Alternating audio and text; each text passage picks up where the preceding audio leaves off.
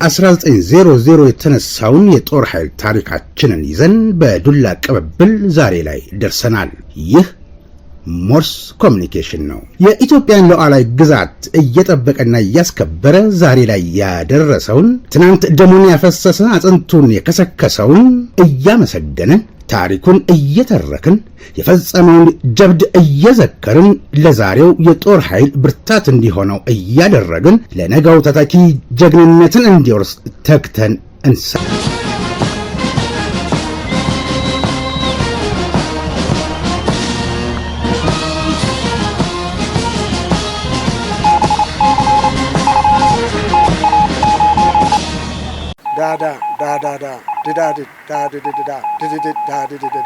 ሞርስ ማለት ይችላል። ይህ ሞርስ ነው የሚያዘጋጀው ወንድም ኢዮብ። ጤና ይስጥልኝ። ይህ በሞርስ ኮሙኒኬሽን ተዘጋጅቶ በሳምንት 3 ቀን ወደ እናንተ የሚደርሰው የዜና መርሃ ግብር ሲሆን የረቡዕ ጥቅምት 12 ቀን 2018 ዓ.ም የሞርስ ዜና እነሆ ጀመረ።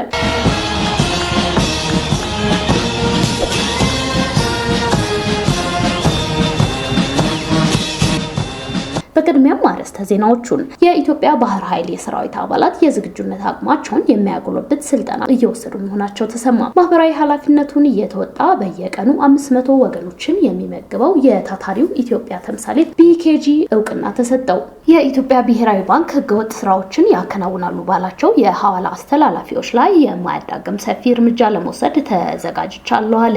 ከዘንድሮ ዓመት ጀምሮ የክልሉ የትምህርት ቋንቋ አማርኛ እንዲሆንና 7 የአፍ መፍቻ ቋንቋ እንደ አንድ የትምህርት አይነት እየተሰጡ እንዲቀጥሉ ተወሰነ። በመንግስት የመዋቅር ለውጥ ምክንያት እንዲከስሙ ወይም እንዲዋሃዱ የሚደረጉ ተቋማት ለኦዲት መስሪያ ቤቱ ስራ እንቅፋት መሆናቸው ተጠቆመ።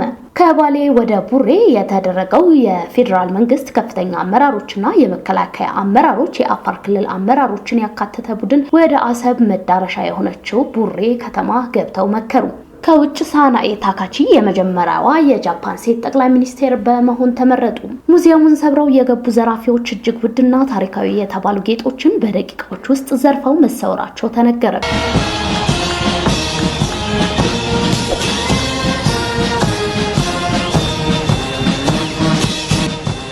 የተወደዳችሁ ቤተሰቦቻችን ላይክ፣ ሰብስክራይብ፣ ሼር በማድረግ አዳዲስ ቤተሰቦች እንድናፈራ የበኩላችሁን አስተዋጽኦ እንድታደርጉ ላስታውሳችሁ። ቀዳሚ አድርገን ለማቅረብ ወደ አዘጋጀነው ዜና አልፋለሁ። ሜሪጆ ኢትዮጵያ የኩላሊት እጥበት ሕክምና መስጫ ሐዋሳ ማዕከል አስመረቀ። በምረቃ ስነ ስርዓቱ ላይ ተገኝተው የነበሩት የጤና ሚኒስቴር ክብርት ዶክተር መቅደስ ዳባ የኩላሊት በሽታ ከእድሜ መግፋት ጋር ተያይዞ የሚመጣ ነው፣ ነገር ግን በአሁኑ ወቅት ወጣቶች ጭምር በበሽታው በስፋት እየተያዙ እና ህይወታቸውን እያጡ ነው ብለዋል። ዶክተር መቅደስ ዳባ ዲጂታል ኤክስሬይ እንዲሁም ምርቃቱ ላይ የተገኙት የሲዳማ ክልል ፕሬዝዳንት አቶ ደስታ ሌዳሞ በክልሉ መንግስትና ህዝብ ስም 10 ሚሊዮን ብርና የሲዳማ ጤና ቢሮ ኃላፊ ዶክተር ሰላማዊት መንገሻ ለሜሪጆ ኢትዮጵያ ሐዋሳ ማዕከል የአምቡላንስ መኪና ድጋፍ አድርገዋል። ሌሎች የተደረጉ ድጋፎች የሐዋሳ ከተማ ከንቲባ 5 ሚሊዮን ብር፣ ሲዳማ ልማት ማህበር 300,000 ብር፣ ያኒት ሆስፒታል 500,000 ብር፣ ይርጋለም ኮንስትራክሽን 1 ሚሊዮን ብር፣ ሐዋሳ ኢንዱስትሪ ፓርክ 500,000 ብር ድጋፍ ማድረጋቸው ተገልጿል። የሜሪጆ ኢትዮጵያ መስራችና ስራ አስኪያጅ የሆኑት ሲስተር ዘቢደር ዘውዴም ለተደረገው ድጋፍ እንዲሁም በዚህ ላይ ስማቸው ያልተገለጸና ለፕሮግራሙ መሳካት እገዛ ያደረጉትን ሙሉ አመስግነዋል።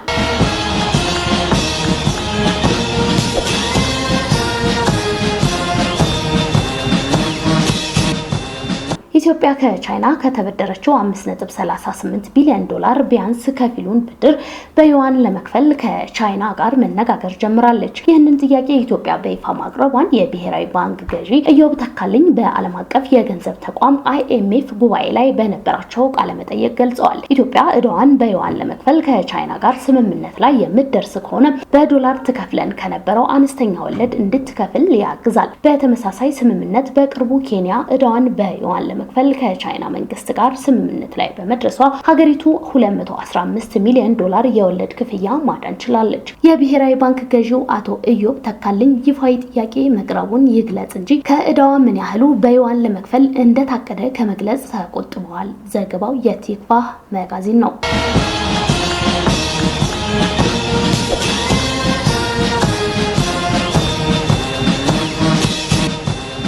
በሀገር ደረጃ የተጀመረውን የኢኮኖሚ ቆጠራ ማደናቀፍ በፍጹም የተከለከለ ነው ሲል የአዲስ አበባ ፕላንና ልማት ቢሮ ገለጸ። በአዲስ አበባ ያሉ የንግድ ድርጅቶች ብዛትን ለማወቅ የሚረዳ ቆጠራ ማካሄድ መጀመሩን የአዲስ አበባ ፕላንና ልማት ቢሮ በትላንትናው ዕለት አስታውቋል። ቆጠራው በመደበኛ ኢኮኖሚና መደበኛ ባልሆኑ ኢኮኖሚ ያሉ ድርጅቶችን ለመለየት እንደሚረዳም ነው የተገለጸው። ከዚህ ቀደምም የአዲስ አበባ ግንባታ ፍቃድ ባለስልጣን በከተማዋ የሚገኙ ህንፃዎችን ቆጠራ ማከናወኑ የሚታወስ ነው።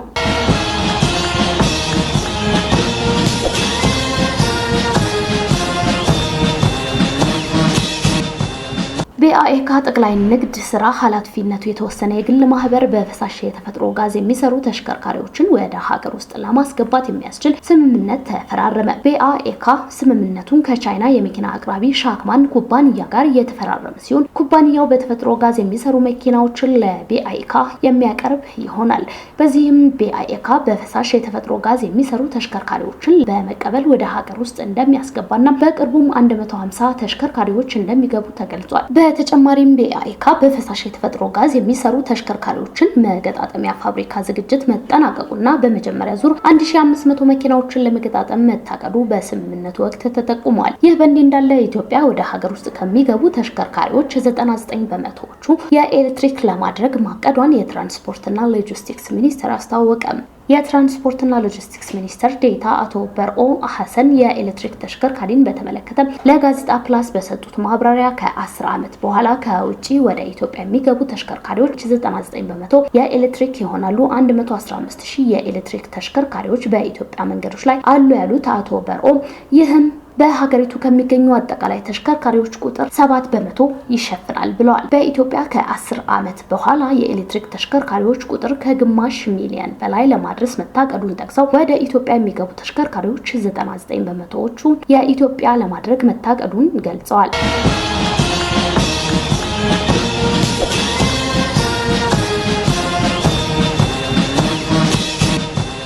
የቤንሻንጉል ጉሙዝ ክልል የትምህርት ቋንቋ አማርኛ እንዲሆን ተወሰነ። የቤንሻንጉል ጉሙዝ ክልል መንግስት ከዘንድሮ ዓመት ጀምሮ የክልሉ የትምህርት ቋንቋ አማርኛ እንዲሆንና 7 የአፍ መፍቻ ቋንቋዎች እንደ አንድ የትምህርት አይነት እየተሰጡ እንዲቀጥሉ ተወሰነ።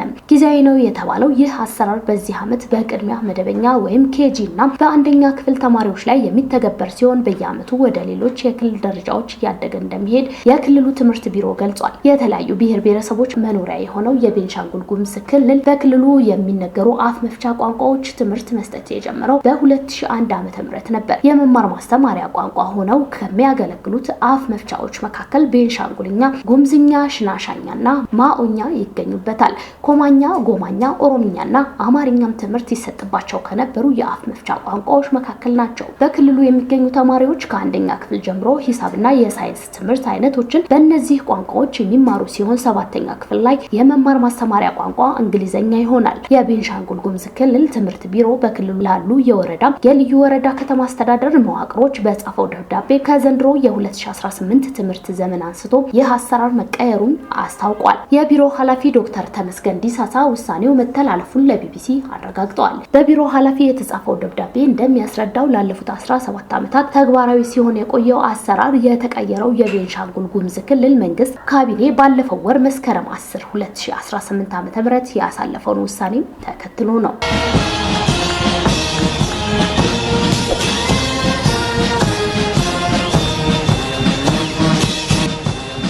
የተወደዳችሁ ቤተሰቦቻችን አሁን ደግሞ ከውጭ ወዳገኘነው ዜና እንሻገራለን። እሁድ ጥቅምት 9 2018 ዓ.ም ጠዋት ላይ ታዋቂው የፈረንሳይ ሉቨር ሙዚየም የዕለቱን ጎብኚዎች ለማስተናገድ በሩን ከመክፈቱ በፊት ያልጠበቀው ነገር ተፈጽሞበታል። ጠዋት ላይ ወደ ሙዚየሙ ሰብረው የገቡ ዘራፊዎች እጅግ ውድና ታሪካዊ የተባሉ ጌጦችን በደቂቃዎች ውስጥ ዘርፈው ተሰውረዋል። ይህም የፈረንሳይ ባለስልጣናትን አስቆጥቶ ሌቦቹን ለመያዝ አሰሳ ጀምረዋል። ዘራፊዎቹ ወደ ሙዚየሙ በገቡበት ጊዜ ትኩረት ያደረገው በቀላሉ ሊያዙ የሚችሉ ነገር ግን ውድ ዋጋ ያላቸው ታሪካዊ ጌጣጌጦች ላይ ነው። በዚህም የፈረንሳይ ነገስታት ይጠቀሙባቸው የነበረው ጌጦችን ይዘው ተሰውረዋል። እነዚህ ጌጦች ፖሊስና የደህንነት ሰራተኞች ከ24 ሰዓት እስከ 48 ሰዓታት ውስጥ ማግኘት ካልቻሉ ቅርስ የሆኑት ውድ ጌጦች ደብዛቸው ሊጠፋ እንደሚችልም ተሰግቷል።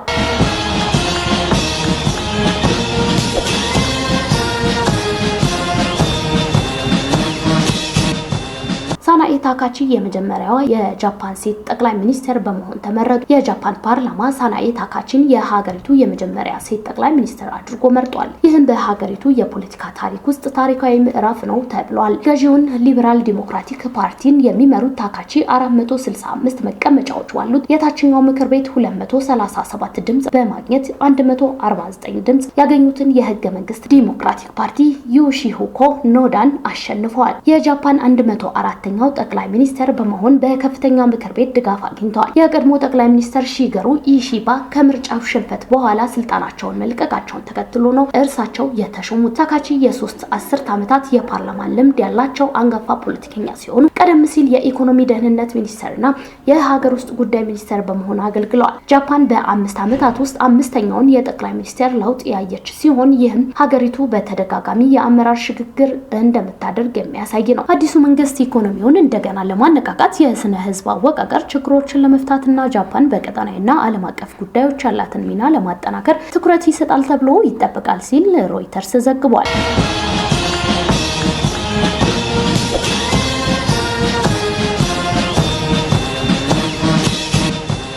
የተወደዳችሁ የሞርስ ኮሙኒኬሽን ቤተሰቦች ላይክ፣ ሰብስክራይብ፣ ሼር በማድረግ ሌሎች ቤተሰብ እንድናፈራ ስላደረጋችሁን ደግመን እናመሰግናለን።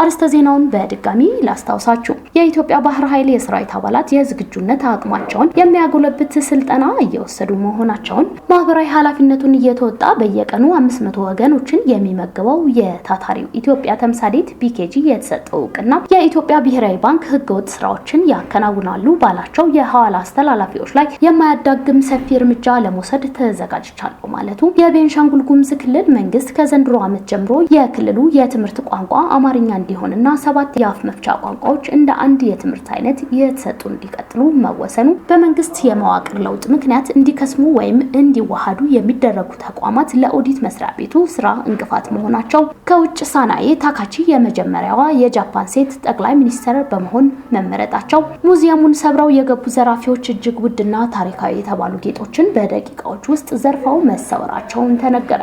እነዚህና ሌሎችን ጉዳዮች አካተን ነበረ። ቤተሰቦቻችን ላይክ፣ ሰብስክራይብ፣ ሼር በማድረግ አዳዲስ ቤተሰቦችን እንድናፈራ ስላደረጋችሁ ምስጋናችን በድጋሚ ድረሳችሁ። አሁንም በዚሁ ድጋፋችሁ መቀጠል ማገዛችሁን አትርሱ መልእክታችን ነው። የፌዴራል መንግስት ከፍተኛ አመራሮችና የመከላከያ አመራሮች፣ የአፋር ክልል አመራሮችን ያካተተ ቡድን ወደ አሰብ መዳረሻ የሆነችው ቡሬ ከተማ ገብተው ምን አደረጉ? ጉብኝታቸውስ ምን ይመስል ነበር? ይህንን ጨምሮ ከተከታዩ ዜና ጋር እዮብ ደመቀ ይጠብቃችኋል። በእኔ በኩል በቀጣይ አርብ የሞርስ ዜና እንጠብቃችኋለን። እስከዚያው ድረስ ሰላማችሁ ይብዛ።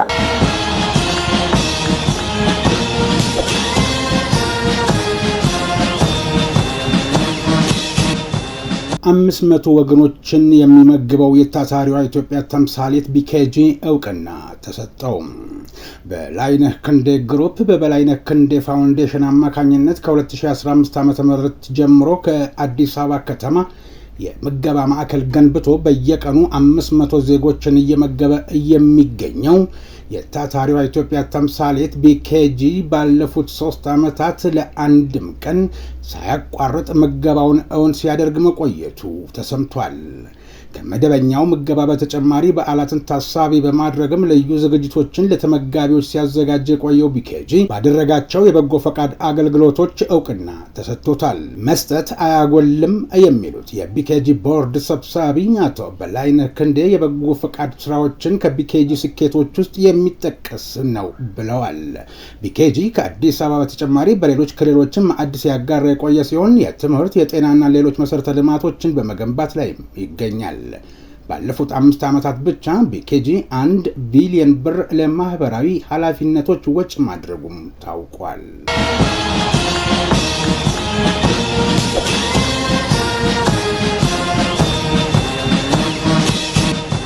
የኢትዮጵያ ባህር ኃይል የሰራዊት አባላት የዝግጁነት አቅማቸውን እንዲያጎለብቱ የሚያስችል ወታደራዊ የመስክ ስልጠና እየወሰዱ ነው። የስልጠናው ዓላማ ማንኛውም የሰራዊት አባላት የአይቻልም መንፈስን በማስወገድ በሚመደብበት የሥራ መስክና በሚሰጠው ግዳጅ ተጣጣፊ ሆኖ በአግባቡ ኃላፊነቱን እንዲወጣ በማድረግ አቅም ለመፍጠር የሚያግዝ መሆኑን የባህር ኃይል መረጃና ትንተና ኃላፊ ኮማንደር ብርሃኑ መኮንን አስታውቀዋል። ስልጠናው ሁሉንም የሰራዊት አባላት ያካተተ ሲሆን አባላቱ በወታደራዊ አስተሳሰባቸውና በአካላዊ ቁመናቸው የተስተካከሉ መሆን እንዲችሉ የሚያግዝ መሆኑም ተጠቁሟል። ከባህር ጠላቂ አባላት አንዳንዶቹ እንደገለጹት አሁን የምናከናውናቸው ዘርፈ ብዙ ስልጠናዎች ተቋማችንና መንግስታችን የሚሰጠንን ማንኛውንም ተልዕኮ በአስተማማኝ ሁኔታ ለመወጣት የሚያስችል በመሆኑ ሰለቸኝ ደከመን ሳንል እንሰለጥናለን ሲሉ ተናግረዋል። ዘገባው የካሳሁን ኪዳኔ ነው።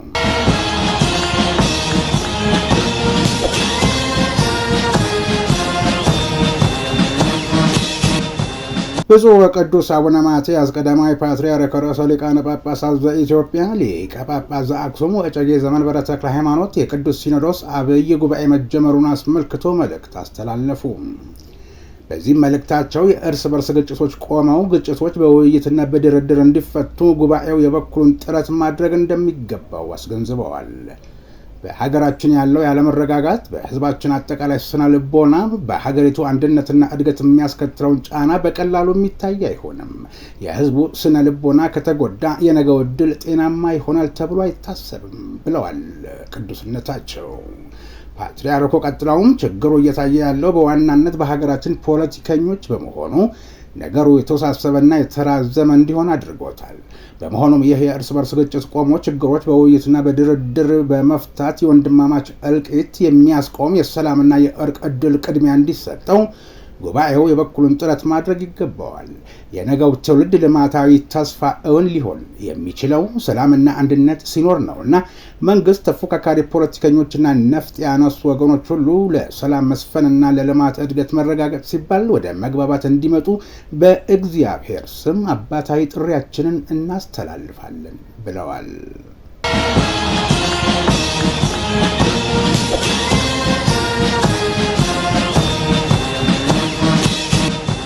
የሚዋሃዱ ወይም እንዲከስሙ የሚደረጉ የመንግስት ተቋማት ለፌዴራሉ የኦዲት መስሪያ ቤት ስራ ፈተና ሆነዋል ተባለ። በመንግስት የመዋቅር ለውጥ ምክንያት እንዲከስሙ ወይም እንዲዋሃዱ የሚደረጉ ተቋማት ለኦዲት መስሪያ ቤቱ እንቅፋት መሆናቸው ነው የተሰማው። የፌዴራል ዋና ኦዲተር መስሪያ ቤት ከ2001 እስከ 2015 ዓ.ም በመንግስት የባለ በጀት ተቋማት ላይ ያካሄዳቸው የተለያዩ ኦዲቶች በተቋማቱ የግልጸኝነትና ተጠያቂነት አሰራር እንዲሁም ሙስናን፣ ብልሹ አሰራርን በመከላከል ረገድ ያመጧቸውን ለውጦች ለመለየት ጥናት አስጠንቷል። የጥናቱ ቡድን መሪ የሆኑት ዶክተር ተመስገን ወርቁ እንደገለጹት መንግስት ፖሊሲን ወይም ፕሮግራሞችን ለማስፈጸም በሚል ሚኒስቴር መስሪያ ቤቶች ይሰነጠቃሉ ወይም ሊከስሙ ይችላሉ ብለዋል። ሆኖም አንዳንድ መስሪያ ቤቶች ኦዲታቸው ሳያልቅ ከሌሎች ጋር ተዋህደው ይታያሉ ሲሉ ዶክተር ተመስገን ይናገራሉ። ይህ በመሆኑም ኦዲተር መስሪያ ቤቱ እየተቸገረ መገኘቱን እንዲሁም የሚፈልገውን መረጃ ከማግኘቱም አንጻር ችግር መታየቱን ገልጸዋል።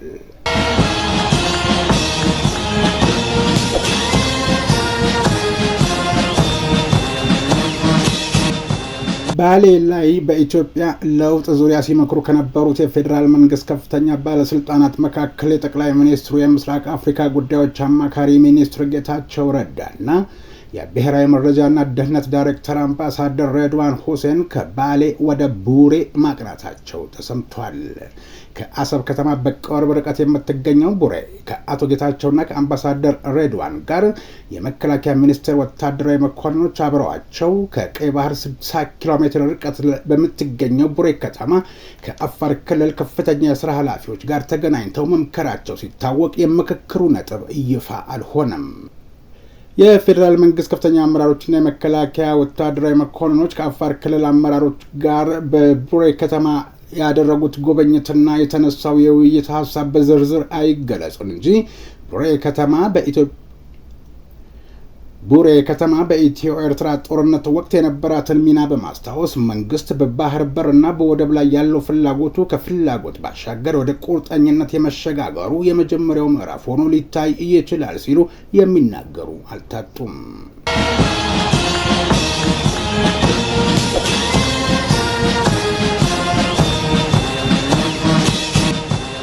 ኢትዮጵያና ሩሲያ የኢትዮጵያን ዘመናዊነት የሚያፋጥን አዲስ የኒውክሌር ቴክኖሎጂ ስምምነት መፈራረማቸውን የኢፌዴሪ የውጭ ጉዳይ ሚኒስቴር አስታወቀ።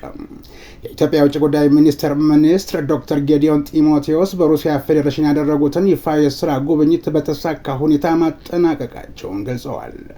የውጭ ጉዳይ ሚኒስትሩና የኢትዮጵያ ከፍተኛ የልዑካን ቡድን ከሩሲያ የውጭ ጉዳይ ሚኒስትር ሰርጌይ ላቭሮቭ እና ሌሎች የሩሲያ ባለስልጣናት ጋር ተወያይተዋል።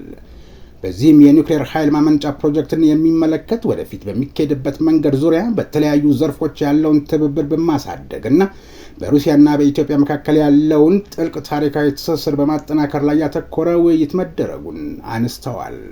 ከውይይታቸው በኋላም ከሞስኮ ጋር አዲስ የኒውክሌር ኃይል ማመንጫን ለመገንባት የሚያስችል ስምምነት መደረጉ የተገለጸ ሲሆን ይህም ኢትዮጵያን በአፍሪካ ቀዳሚ ኃይል ላኪ ለማድረግ ትልቅ እርምጃ መሆኑን በጋራ በሰጡት መግለጫ ይፋ አድርገዋል።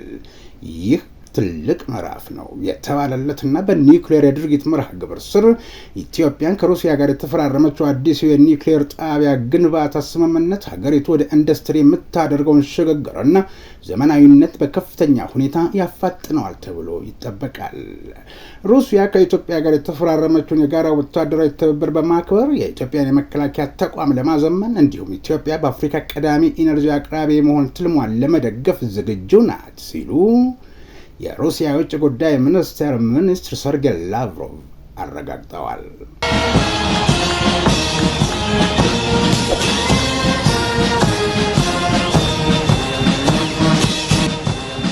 የ92 ዓመቱ ፖል ቢያ የካሜሩንን ምርጫ ለ8ኛ ጊዜ ማሸነፋቸው ተነገረ። የ43 ዓመት የስልጣን ዘመን ቆይታቸው ተራዝሟል። ፖል ቢያ በቅርብ በሀገራቸው የተደረገውን ፕሬዝዳንታዊ ምርጫ 53.66 በመቶ ድምፅ በማግኘት እንዳሸነፉ ለሀገሪቱ ለህገ መንግስት ጉዳዮች ምክር ቤት የቀረበው ይፋዊ ውጤት አሳይቷል። የቅርብ ተቀናቃኛቸው ኢሳ ቲቺሮማ በካሪ በ18 በመቶ ነጥብ ርቀው 35 በመቶ ድምፅ አግኝተዋል ተብሏል። 8ኛው የስልጣን ዘመናቸው የ43 ዓመቱ ፕሬዝደንትነታቸውን ያራዘመ እንደሆነ ስፑትኒክ ዘግቧል።